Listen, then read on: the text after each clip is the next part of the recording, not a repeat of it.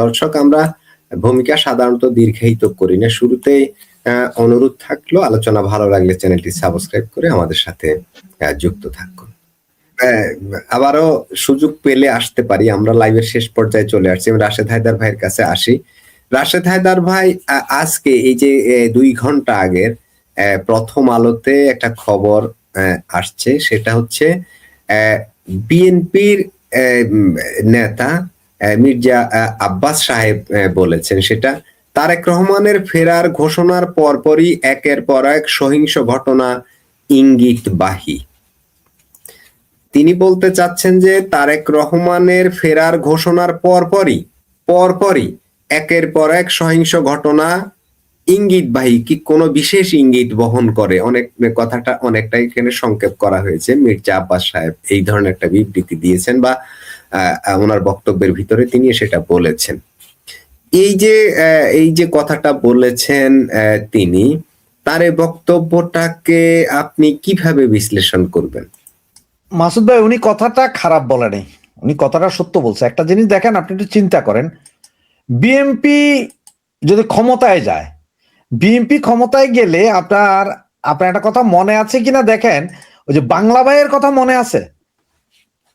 বাংলা ভাই উঠছিল এক সময় খুলনা অঞ্চলে, এই মৌলবাদীদের সেই হুঙ্কার, সেই আপনার হ্যাঁ, সে 500 কতটা থানা এবং কোর্টে একযোগে বোমা হামলা, এগুলো সব কিন্তু বিএনপি যদিও প্রথমে বাহাবা দিলেও বা অস্বীকার করলো, পরে কিন্তু এগুলোকে ঠেকাইতে বাধ্য হয়েছে ইন্টারন্যাশনাল বিভিন্ন চাপ, দেশের ভিতরে চাপের কারণে।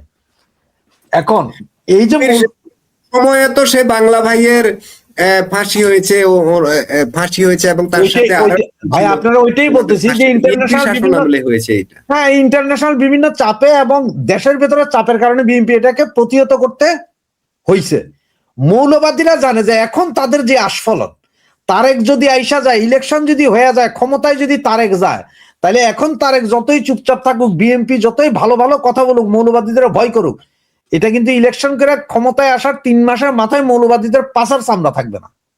এটা মৌলবাদীরা বুঝে, আর বুঝে বিদায় ঠিক তারেক আসার ঘোষণা বা তারেক আসবে এইসব কারণে ওরা এই জঞ্জাল চালাবে। এবং আমি তো আপনি যেরকম, আমি ভয় করতেছি, আমাদের হাতে এখনো প্রায় আরো 20 দিন সময় আছে। এই 20 দিনের ভিতরে যে আরো কত অঘটন ঘটতে পারে সেটা দেখার বিষয়। আরো কয়টা লাশ যে পড়বে আল্লাহ মাহবুদ ছাড়া কেউ জানে না।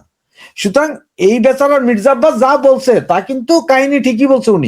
উনিও তো সরাসরি আমার মতো বলতেছে না, টেকনিক্যালি পলিটিক্যাল লোক, উনি টেকনিক্যালি বলতেছে। আমি তো হয়েছি যে আপনার ধরেন যে জিব্বা কাটা মানুষ, সোজা বইলা দিই, এটা কিন্তু উনি কিন্তু মিথ্যা কথা বলে নাই। মৌলবাদীরা করাইতেছে এটা একদম 100% শিওর, যাতে বিএনপি ক্ষমতায় আসতে না পারে, ইলেকশন না হয়, তাহলে মৌলবাদীদের এই রাজত্ব চলবে। যেমন ধরেন আপনার অনেকের ভুল ধারণা আছে, অনেকে বলে যে বিএনপি আওয়ামী লীগের বিরুদ্ধে মামলা করছে, বিএনপি সব ধ্বংস করছে। হ্যাঁ, আমি বলি বিএনপি করছে, তবে বিএনপি দিয়ে মামলা করানো হয়েছে, কিন্তু থানা থেকে পুলিশ জামাতে ইসলামে পাঠাইছে। জামাতে ইসলাম পুলিশ পাঠায়, জামাত না তারা 24/7 ওখানে পুলিশের থানার ভিতরে যায়, ওনারা চেয়ার টেবিল নিয়ে বসে গেছে, কার বাড়িতে কখন পাঠাইতে হবে, কারে কখন ধরতে হবে, এগুলো আবার জামাত করে। তো বিএনপি এখন এটা ইদানিং বুঝতেছে, বিএনপি এতদিন বুঝে নেই, তো যার কারণে ওনাদের কিছু কিছু নেতার শুভ বুদ্ধির উদয় হয়েছে, তারা না পারতেও কিছু কথা বইলা দিচ্ছে, মুখ ফুটে বইলা। রাশেদ হায়দার ভাই, আপনাকে আরেকটা কথা বলি, গতকাল রাত্রে, আজকে তো মির্জা আব্বাস সাহেবের এই এটা দেখালাম, আমার স্ক্রিনশটটা নেই, কিন্তু আমি ভিডিওতে দেখেছি মির্জা ফখরুল ইসলাম আলমগীর সাহেব যে ঘটনাগুলো ঘটেছে, প্রথম আলো, ডেইলি স্টার, ওই যে একটা হিন্দু ছেলেকে, যুবককে যে পুড়িয়ে দেয়া হলো, এই সবগুলো ঘটনা নিয়ে, এবং আওয়ামী লীগ নেতাদের বাড়িতে যে অগ্নিসংযোগ করা হয়েছে, বিশেষ করে চট্টগ্রামে, এবং উনি বলেছেন কয়েকজন আওয়ামী লীগ নেতার বাড়িতে অগ্নিসংযোগ হামলার ঘটনা ঘটেছে, আমরা এর তীব্র নিন্দা জানাই। ওনারা কিন্তু এই এতদিন পরে এত কিছুর ভিতরে এই নিন্দা জিনিসটা কিন্তু আসছে, বা তাদের বিএনপির বক্তব্যের মধ্যে কিন্তু হঠাৎ করে একটা চেঞ্জ চলে আসছে। এই ওই ওসমান হাদির ঘটনার পর থেকে, ওসমান হাদিকে যেদিন গুলি করা হয় তারপর থেকে বিএনপি একটু অ্যালার্ট ছিল। এরপর থেকে ধীরে ধীরে কিন্তু অনেকটা বিএনপির বক্তব্যগুলো, বিবৃতিগুলো কিন্তু পরিবর্তন হচ্ছে ক্রমান্বয়ে। কি কি মনে হচ্ছে রাজনীতির মোড় কোন দিকে যাচ্ছে আবার?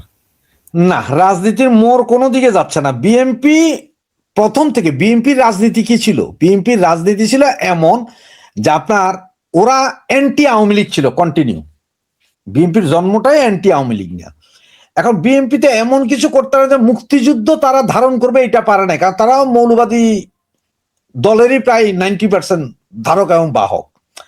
এখন যেটা বিএনপি দেখলো, যারে আমরা তো এই মৌলবাদীরা তো তাদের রাজনীতি নিয়ে গেছে, তাহলে বিএনপি শূন্য।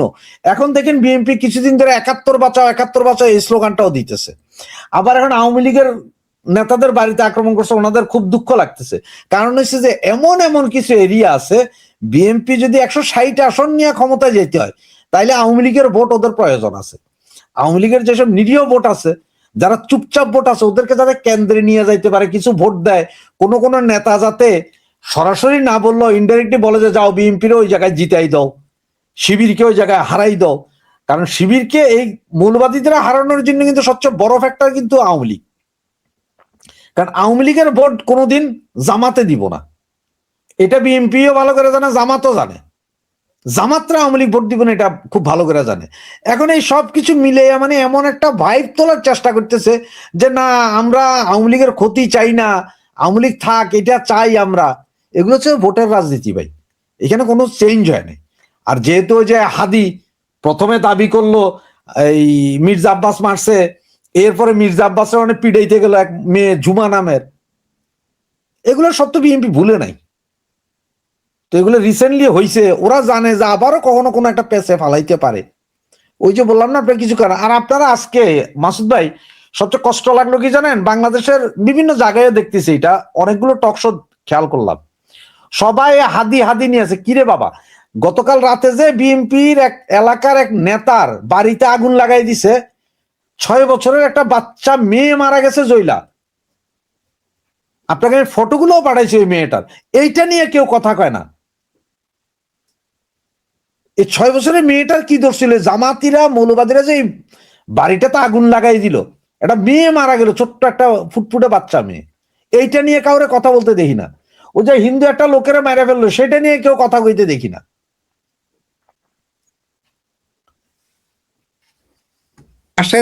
রাশেদ হায়দার ভাই, এই এই অগ্নিসংযোগের লক্ষ্মীপুরের ঘটনাটা কি, এটা এটা কি ফাইন্ড আউট হয়েছে যে এটা কারা করেছে?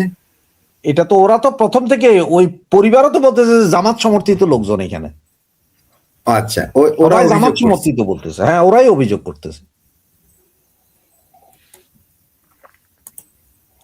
আপনার বাচ্চার জ্বলে যাওয়া ছবিটা পর্যন্ত দিছি, মানে কি নৃশংস আমরা মানুষ।